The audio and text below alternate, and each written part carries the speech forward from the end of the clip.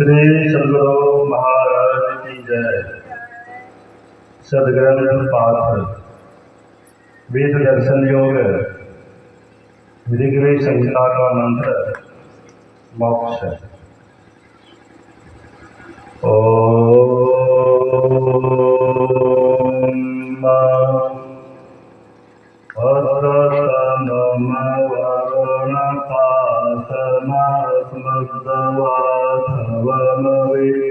मध्यमं श्रद्धाय अथा वयमादित्यव्रते तवानागतो अदितये स्याम। टिप्पणी: सभी प्रकार के बंधनों से जब मुक्त हो जाते हैं तब नित्यानंद की प्राप्ति होती है। सत्संग योग भाग प्रथम। मुक्ति को उपनिषद शुक्ल यजुर्वेद का अध्याय। चतुर्विधा तूया मुक्तिरमदुपासना भवेत्।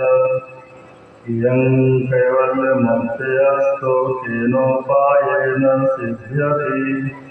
माण्डुक्यमेकमेवालं मुमुक्षूणां विमुक्तये। सालोक्य: वासुदेव के लोक की प्राप्ति। सामीप्य: उपासदेव की समीपता प्राप्त करनी। सारूप्य: उपासदेव के शरीर सदृश रूप प्राप्त करना। सारूप्य: उपासदेव के साथ युक्त होना, अर्थात उपासदेव के शरीर से भिन्न अपना दूसरा शरीर नहीं रखना। इन चार प्रकार की मुक्तियों का वर्णन हुआ। ये मेरी उपासना से होती हैं। केवल मुक्ति जिस उपाय से सिद्ध होती है उसका वर्णन होता है। मुमुक्षु गण को केवल मुक्ति प्रदान करने में केवल मांडव्योपनिषद ही समर्थ है। दिया दो। सहोवाच श्रीरामः पुरुषस्य कृत्व सुख दुःखादिलक्षणश्चित् धर्मः क्लेशरूपद्वादबन्धो भवति। तन्निरोधनं जीवन्मुक्तिः। उपाधिर्मुक्तघटाकाशवत्प्रारब्धक्षयविदेहा मुक्तिः। जीवन्मुक्ति विदेहा मुक्तयोरासस्तोपनिषदः प्रमाणं कृत्वा निवृत्तिद्वारा नित्यानन्दावाप्तिः प्रयोजनं भवति। तत्पुरुषः प्रयत्नसाध्यं भवति। तथा पुत्रकामेष्टिना पुत्रं वाणिज्यादिना वित्तं ज्योतिष्ठमेना स्वर्गं। तथा पुरुष प्रयत्न साध्य वेदांत जनित समाधेन जीवन मुक्त्यादि लाभो भवति। श्री राम कहने लगे, मैं कर्ता भोक्ता सुखी तथा दुखी हूँ इत्यादि वृत्ति ही चित्त का धर्म है। इस तरह की वृत्ति ही पुरुष को क्लेश देने वाले और बंधन का कारण है। इन वृत्तियों के निरोध को ही जीवन मुक्ति कहते हैं।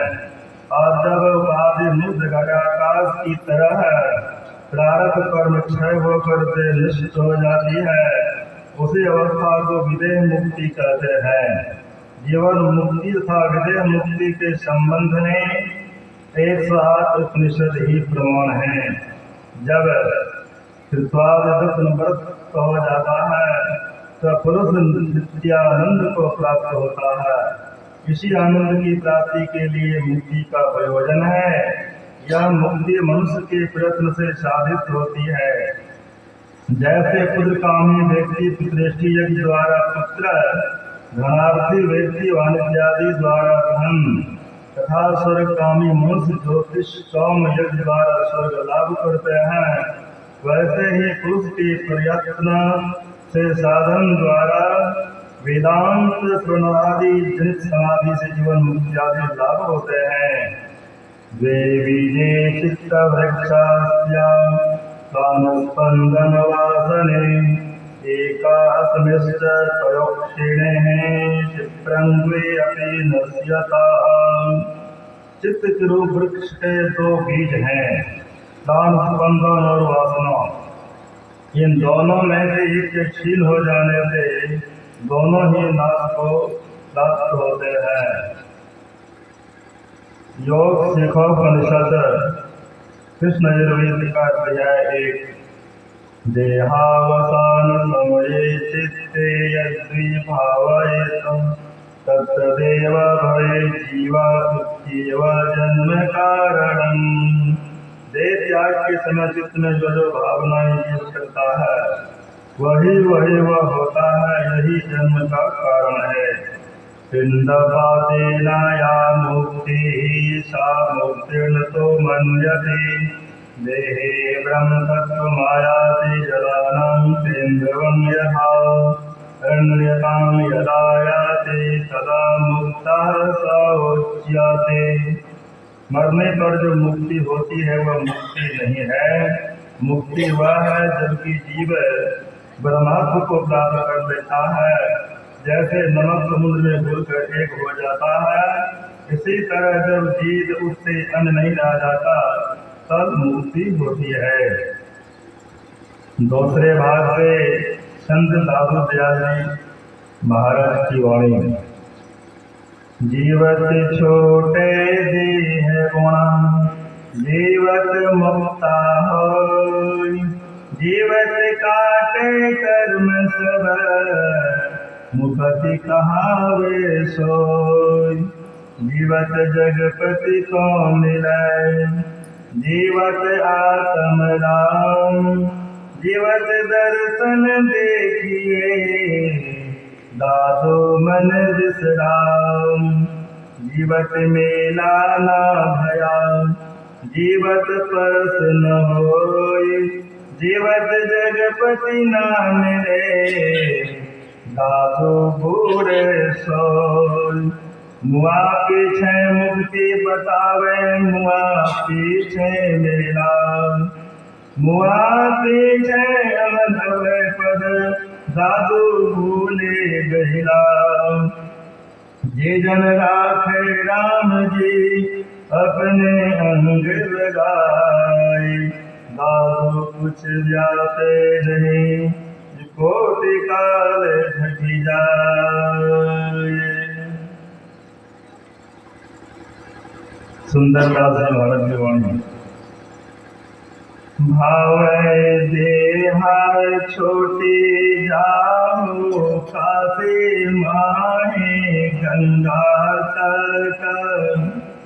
भावै देहा छोटी जाहु क्षेत्र मगहर में। भावै देहा छोटी जाहु विप्र के सदन मध्य। भावै देहा छोटी जाहु सपज के घर में। भावै देहा छूटे देश आराय अनारायण। भावै देह छूटे जाहु वन में नगर में। सुंदर ज्ञान के कछु संशय रहत नाही। स्वर्ग नरक सब भागी गयो भग में। भावै देहा छूटे जाओ बदहे पलक माही। भावै देह रहु चिर कल युग अंतर युग। भावै देहा छूटे जाओ ग्रीष्म पवस ऋतु। शरद शिशिर छोटा तवन संतु भाव दक्षिणाय नमो